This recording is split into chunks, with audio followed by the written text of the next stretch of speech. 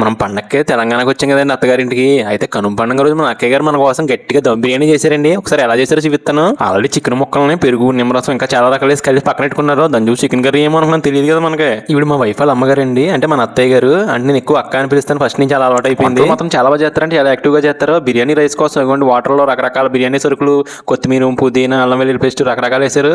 నేనే కన్ఫ్యూజ్ అయ్యి ఇన్ని రకాలు ఉన్నాయని రా బాబు అని. ఆల్రెడీ రైస్ ని కుక్ చేస్తున్నారు. అందులో రైస్ ని పూర్తిగా ఉడకనివ్వకుండా 75% ఉడికిన తర్వాత అండి ఆల్రెడీ మనం చికెన్ ఐటమ్ రెడీగా ఉంది కదా, దాంట్లో లేయర్స్ కింద వేస్తారు. ఒక లేయర్ మధ్య మధ్యలో కొత్తిమీర, పుదీనా రకరకాలు వేసారు. అప్పుడు దాకా పొయ్యి అంటించుకోకూడదు అంటే అన్ని అయిపోయిన తర్వాత లాస్ట్ లో అంటించుకోవాలి. ఫుడ్ కలర్స్ కూడా వేసారు, రకరకాల కలర్ఫుల్ గా ఉండాలి కదా మరి మనకి. నెయ్యి కూడా వేసారండి లాస్ట్ లో. తర్వాత ఏమో పొయ్యి మీద ఒక 20 నిమిషాల నుంచి అరగంట పాటు ఉడకబెట్టాలని గట్టిగా. అయిపోయిన తర్వాత ఓపెన్ చేసి చూస్తే గురుగా స్మెల్ మామూలు కొట్టలేదు, చాలా బాగుంది బిర్యానీ ఫ్లేవర్. ఎరగదీసింది ఒకసారి అందరి ప్లేట్లో నొట్టించారు. మనం కూడా తిని టేస్ట్ ఎలా ఉంది చెప్పేద్దాము. నిజంగా తిన్న తర్వాత చాలా బాగుంది గురువు. మనకి చికెన్ పీస్ తక్కువ పడ్డాయి, అక్కయ్య గారు చెప్పండి మొత్తం వేరే చేస్తారు, అందుకే చెప్పలేదు. పిల్లలు కూడా బాగా నచ్చిందంట, బాగుందని చెప్తున్నారు ఉంటారు.